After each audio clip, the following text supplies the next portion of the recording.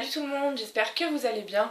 Je vous retrouve aujourd'hui pour un top 5. Et oui, ça faisait super longtemps que j'en avais pas fait, par manque d'idées, mais là, j'avais envie d'en faire un. Voilà. On dit souvent que les livres sont meilleurs que leur adaptation ciné, et c'est très souvent vrai, mais aujourd'hui j'ai envie de vous parler de 5 livres qui sont moins bons que leurs adaptations ciné. Alors je vais sûrement pas me faire des amis, les commentaires sont ouverts, n'hésitez pas à débattre, mais je vais vous parler donc de 5 livres que j'ai lus et dont j'ai vu les adaptations ciné et dont j'ai préféré les adaptations ciné. C'est parti. Le premier livre dont je veux vous parler, c'est Petit déjeuner chez Tiffany de Truman Capote. J'ai vu le film en premier, qui est un merveilleux film que j'adore éperdument, avec Audrey Hepburn. Je pense que beaucoup d'entre vous connaissent le film avant de connaître le livre. C'était mon cas.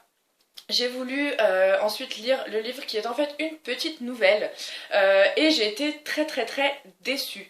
Alors je ne sais pas si c'est parce que j'avais le film trop dans la tête ou si c'est parce que j'aime tellement le film que ça m'a empêché d'apprécier la nouvelle. Mais voilà, j'ai trouvé que c'était assez fade, que le personnage de Holly était pas terrible. Voilà que Audrey Hepburn est vraiment beaucoup mieux que la Holly Golightly du livre. Et voilà, j'ai pas trop accroché à l'écriture, j'ai pas trop accroché à la façon dont c'était tourné. Voilà, j'aime vraiment beaucoup le film. Par contre, l'esthétique du film, pas mal de répliques qui sont cool. Bon, alors c'est sûr que il y a il y a pas mal d'aspects problématiques dans ce film, mais voilà, c'est un de mes films chouchous, donc voilà. Le deuxième film, je ne sais pas, dont j'aimerais vous parler, c'est Virgin Suicides de Jeffrey Eugenides, je ne sais pas, qui a été adapté par Sofia Coppola avec entre autres Kirsten Dunst dans le rôle de Lux Lisbonne. C'est l'histoire des 5 sœurs Lisbonne qui se suicident toutes, et pareil, j'ai vu le film en premier. Sachez que c'est un des rares films de Sofia Coppola que j'aime. Voilà, pardon, j'aime vraiment pas le cinéma de Sofia Coppola en général, mais Virgin Suicides, j'ai vraiment beaucoup aimé ce film. Et j'ai été un petit peu déçue du roman. Alors c'est vrai que c'est une très bonne adaptation, ça suit très bien le livre, ça suit très bien l'ambiance du livre, mais j'ai trouvé que l'adaptation avait un gros plus, et je pense que ça se trouve dans l'esthétique du film, et dans l'interprétation aussi peut-être. Voilà, le livre était pas mauvais, mais c'est vrai que c'est très linéaire. Je vous en avais parlé dans un update, je sais plus, il y a pas trop longtemps parce que j'ai lu cette année. Et voilà, j'avais trouvé ça très linéaire, assez plat, et j'ai largement préféré l'adaptation ciné. Le troisième livre dont je vais vous parler, c'est Big Fish de Daniel Wallace. Et oui, beaucoup d'entre vous, je pense, connaissent le film sans savoir que c'est une adaptation d'un roman. Je ne savais pas non plus, je l'ai découvert cette année, je l'ai lu au début de l'année, et j'ai été très déçue. Sachez que Big Fish est un de mes films préférés de Tim Burton, si ce n'est mon film préféré de Tim Burton d'ailleurs. Je vous recommande très fortement de le regarder si c'est pas déjà fait. C'est l'histoire de Edward Bloom, qui est un homme qui a un fils qui s'appelle Will, et donc Edward est en train de mourir et Will va le voir. Et en fait c'est une histoire à propos des relations père-fils.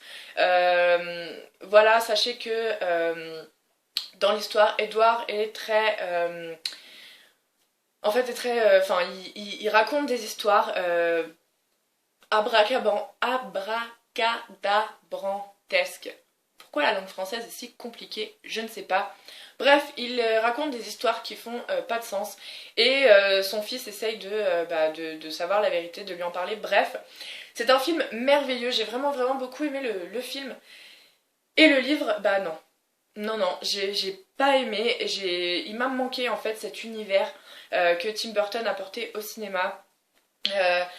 tout est plus magique dans le film, tout est plus beau, tout est plus tendre, tout est, je ne sais pas, c'est sûrement dû aussi, encore une fois, à l'esthétique du film. Il y a quelque chose aussi qui manque dans le livre par rapport au film. Bref, voilà, si vous voulez découvrir cette histoire, regardez le film plutôt que de lire le livre, c'est vraiment beaucoup mieux. Le quatrième livre, il s'agit de La Vague de Todd Strasser, je crois, je l'ai pas avec moi donc je me souviens plus. Qui a été adapté au cinéma par je ne sais plus quel réalisateur, je m'excuse, enfin je m'excuse pas, je vous demande de m'excuser. Mais c'est un film donc allemand avec le merveilleux Max Riemelt dedans. Oui oui, celui qui joue Wolfgang dans Sense8. C'est un livre qui a été inspiré d'une vraie étude sociologique américaine qui a été faite dans les années 60, 70, je sais plus, sur en fait est-ce que un retour au totalitarisme, à la dictature est-il possible. C'était dans la... En fait c'était après la Seconde Guerre mondiale et cette étude a été menée pour en fait voir si, si c'était possible, sachant ce qui s'était passé pendant la Seconde Guerre mondiale, si ce genre de dictature pouvait revenir. Voilà, le livre, encore une fois, je l'ai trouvé assez plat. J'ai trouvé que dans le film, il se passait beaucoup plus de choses, la proportion dramatique était beaucoup plus présente. La fin est totalement différente, alors je sais que dans le film, la fin est inventée, mais ça apporte beaucoup plus de poids à toute l'expérience. Les acteurs sont vraiment très bons, le film est vraiment très bien mené, alors que le livre, j'ai trouvé que c'était trop survolé, que ça manquait vraiment de profondeur, et voilà, donc le film est encore une fois vraiment mieux. Et le cinquième livre dont j'aimerais parler, c'est une suite de livres, et là je sais que je vais me faire des ennemis, je suis désolée, mais il faut que je le dise. Pour moi, l'adaptation de Sherlock Holmes est beaucoup mieux que les livres. C'est vrai que beaucoup d'adaptations de Sherlock Holmes ont été faites au théâtre, au cinéma, en série, il y en a plein. Et j'ai lu quelques-unes des nouvelles, des romans de Conan Doyle à propos de Sherlock Holmes. Et j'ai pas trop aimé. Voilà. J'ai trouvé que... Alors, je sais pas si c'est parce que c'est un peu daté, je sais pas si c'est le style d'écriture, je sais pas si c'est la façon dont les enquêtes sont menées, mais je sais pas. Je sais pas ce qui me plaît pas dans les aventures de Sherlock Holmes par Conan Doyle. Mais je trouve que la plupart des adaptations sont vraiment meilleures et évidemment celle qui est au top de ma liste pour moi c'est la mini-série, non pas la mini-série, la série Sherlock de la BBC avec Benedict Cumberbatch et Martin Freeman. Je trouve que le fait d'amener Sherlock au XXIe siècle tout en gardant les intrigues de base, c'est vraiment génial.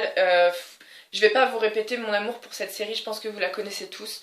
Mais voilà, c'est merveilleusement bien interprété, tout en gardant en fait l'esprit du Sherlock original et de ses intrigues. Voilà, par contre... Non, j'ai essayé, hein, j'en ai lu pas mal. J'ai lu Le Chien des Baskerville, j'ai lu Une étude en rouge, j'ai lu le recueil Les aventures de Sherlock Holmes, donc j'ai lu pas mal d'histoires de Sherlock Holmes et voilà, j'ai pas trop accroché. Donc désolée, vous pouvez me lancer des pierres virtuelles, je les accepte. Je sais que c'est une opinion assez délicate. Voilà. C'est tout pour ce top 5, j'espère que ça vous aura plu. N'hésitez pas à me faire part en commentaire de votre avis sur ce top 5 et aussi selon vous, quels sont les livres dont vous avez préféré l'adaptation en film ou en série.